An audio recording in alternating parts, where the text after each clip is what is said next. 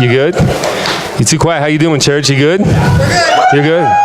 There we go. That's a little bit better. Let me know you're at least alive. I'm going to have you check for your pulse in a minute. All right.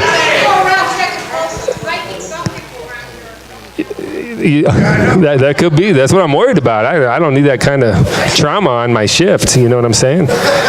So that's how it goes sometimes. You what's that, Matt? You don't have that issue. All right, guys, we're going to get into the parable of the prodigal son again tonight. This is the series Pastor Mary and I are going to be preaching on this month and into August as well. We're really excited about that.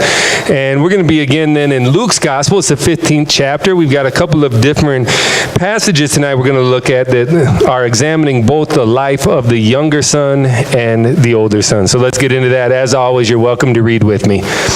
Then Jesus said, there was a man who had 2 sons. The younger of them said to his father, Father, give me the share of the property that will belong to me. So he divided his property between them. A few days later, the younger son gathered all he had and traveled to a distant country, and there he squandered his property in dissolute living. When he had spent everything, a severe famine took place throughout that country, and he began to be in need.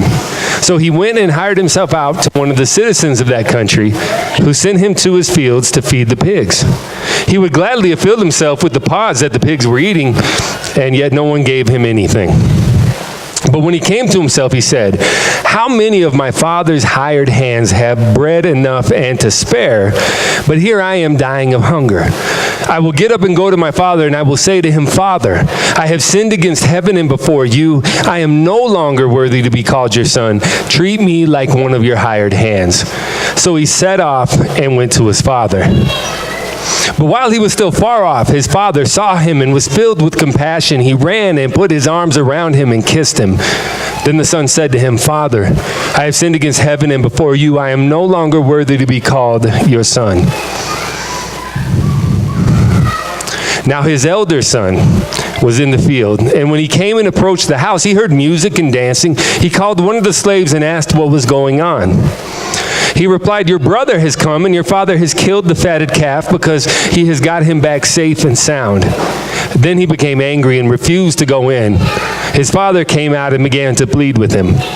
But he answered his father, listen, for all these years I've been working like a slave for you, and I have never disobeyed your command. Yet you have never given me even a young goat so that I might celebrate with my friends. But when the son of yours comes back, who has devoured your property with prostitutes, you killed the fatted calf for him. Then the father said to him, Son, you are always with me, and all that is mine is yours. May God bless our reading tonight, church. Well, we're going to continue on with this series, The Prodigal God, as we continue to explore and examine the parable of the prodigal son. And again, how many are familiar with this parable? It's a fairly familiar parable, maybe the most familiar parable that Jesus ever told. And we heard Jesus say in those first words there was a man with 2 sons. Well, for me, Jesus' story of the prodigal son and his older brother could also be titled The Parable of the 2 Lost Sons. And it would be a drama, church. It would be 2 acts. The first act would be titled The Lost Younger Son.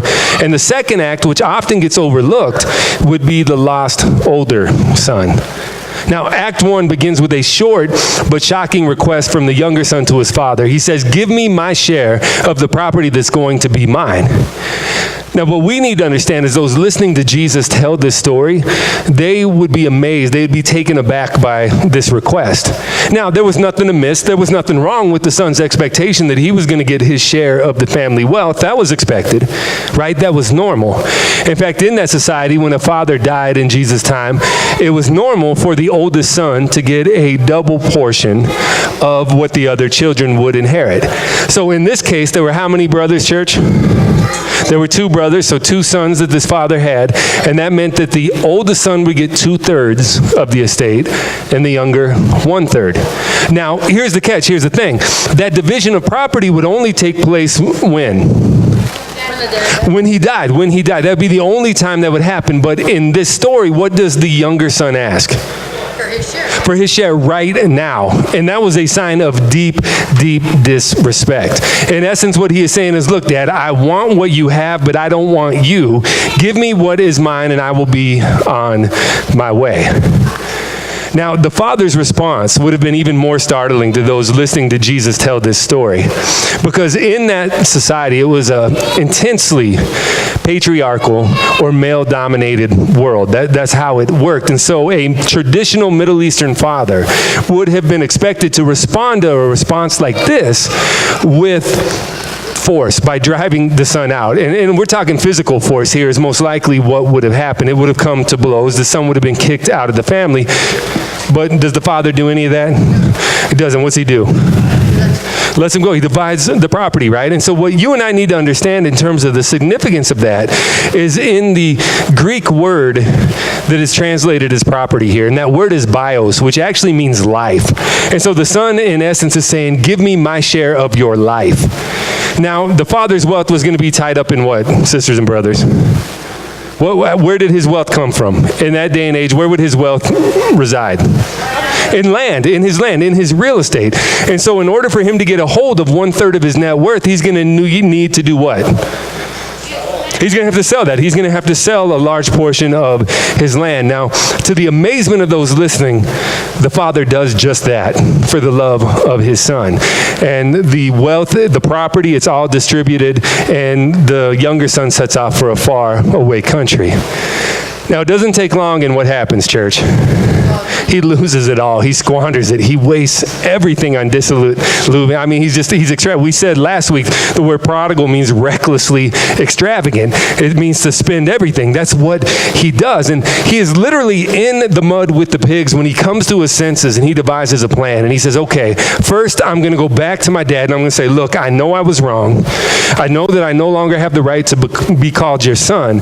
But if you will just treat me like one of your hired hands, look, Dad, I can at least learn a trade, I can earn a wage, and I can begin to pay back my debt. That's his plan. That's the speech he begins rehearsing while he is there in the pigsty. Now, I got to quit. You guys want to be honest with me tonight? You want to be honest with me tonight? How many here have ever been sent to the principal's office? I knew Brian was raising his hand for sure. So, yeah, me too. And there was a time when I was in 5th grade, I lived in the principal's office. I lived in the principal's office so much so I had my own desk in Mr. Everingham's office. That's how bad it was. And there are so many times that I rehearsed a speech for my father while I was sitting in that desk. And I would think, okay, Dad, what happened was, it's so difficult when we know we're in the wrong, church, to be able to come back to that person and say, look, I messed up. This is on me. I mean, I don't like to do that. Anybody else like to do that? Am I the only one that I'm not a big fan of that? It's tough to do. And yet we know that like the younger son, we can have those times in life when we feel lost. We feel separated from God and from our loved ones. In church, I'm going to tell you, here's where I feel connected to the younger son. It's in how he continues to dig his hole deeper and deeper throughout this story to the point that he has no idea how he's going to turn back or get out of it. Now, maybe you've never been there before, but I'm going to tell you, I've been in that spot where I've had disagreements, I've had arguments with loved ones, and I dig my hole deeper and deeper because I can't shut my mouth. I keep the words going and going, and it gets to the point that I'm so far down there, I'm so far in that hole, I don't know how I'm going to get out. I have no idea. And it's not until I'm in that self-created pigsty, just like the younger brother, that I start to come to my senses and think about how I'm going to rehearse my amends, my apology to all those that I have hurt. Now, I can picture the younger son as he is walking. He's on his way, right, to the place he used to call his home, and he's rehearsing his apology. He's going over it in his mind. He's thinking, okay, this is what I'm going to say. This is how I'm going to say it. And I know that his stomach probably had to be churning with nerves. His palms were probably a little sweaty. Knees were getting a little bit weak as he got closer and closer to home in that encounter with his father, that confrontation that he was expecting with his father. But before he can even get there, what happens? Father sees him, right? Sees him coming, and then what does the father do? Runs to him, hugs him, kisses him, and welcomes him back. He says, bring out a robe, is the word he says. And not any robe, but the best robe. Well, here's what we need to understand. The best robe would have been the father's robe.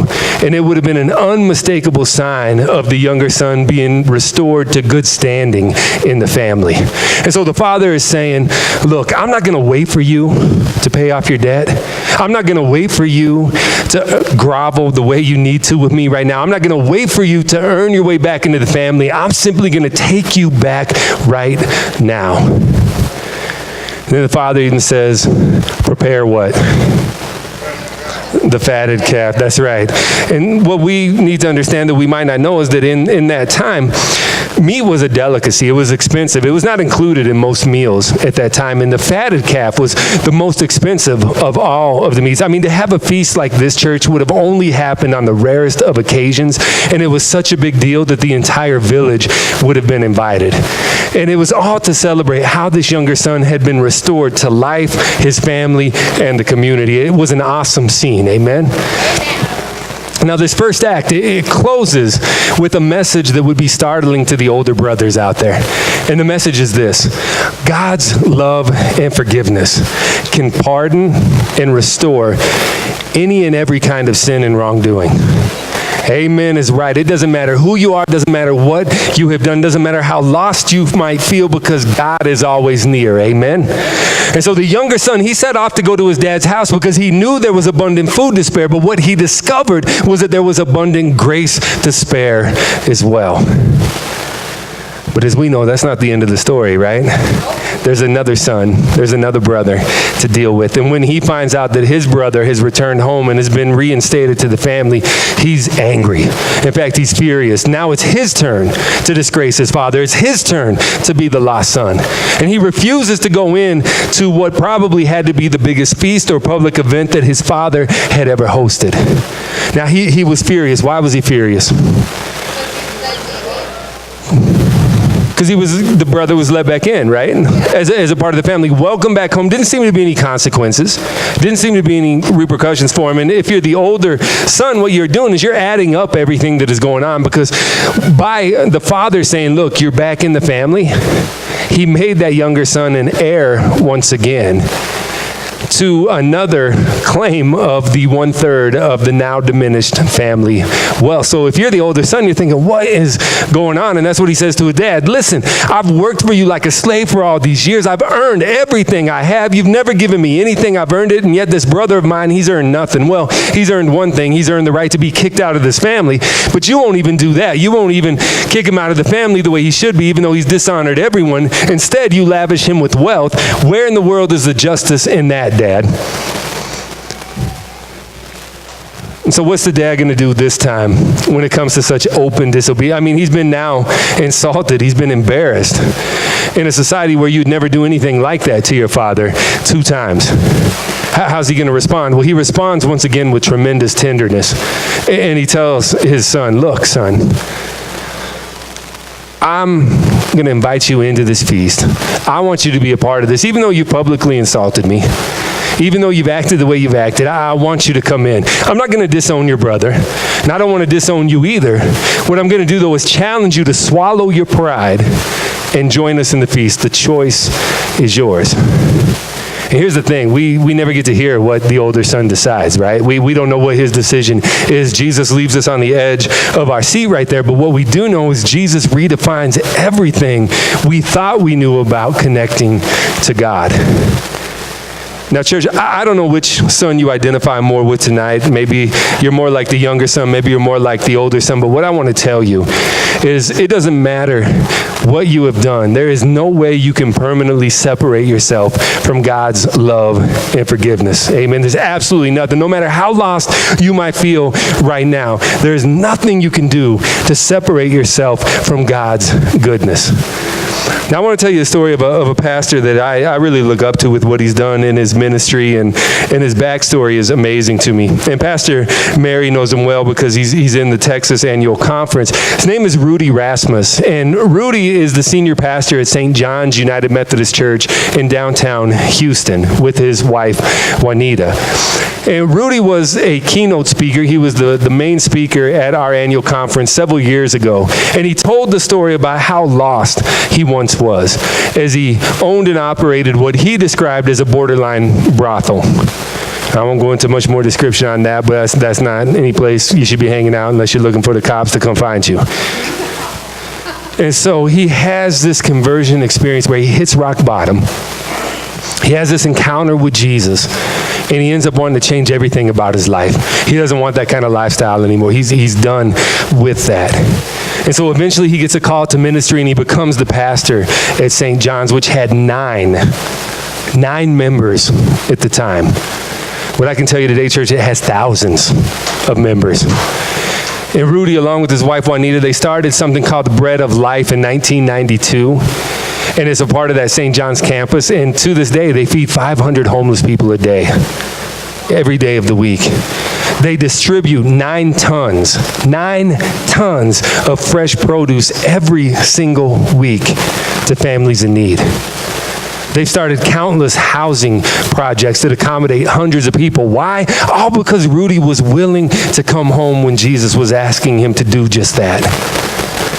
Now, as you can imagine, there were quite a few big or older brothers out there who knew his background and said, "Oh, you gotta be kidding me. This guy has no business being a pastor." But thankfully, those older brothers either changed their hearts and mind or they faded into the background. And so today, sisters and brothers, what I want you to know, doesn't matter how lost you might feel, doesn't matter if you feel more like the younger or older son, Jesus is welcoming you back home. Jesus is offering the forgiveness, the love that has been made possible by God through him. And it's nothing we can earn. It's definitely nothing we deserve, but it's right here for us today and every day. All we have to do is accept and receive it. Amen. Thanks be to God for that. Amen. Amen.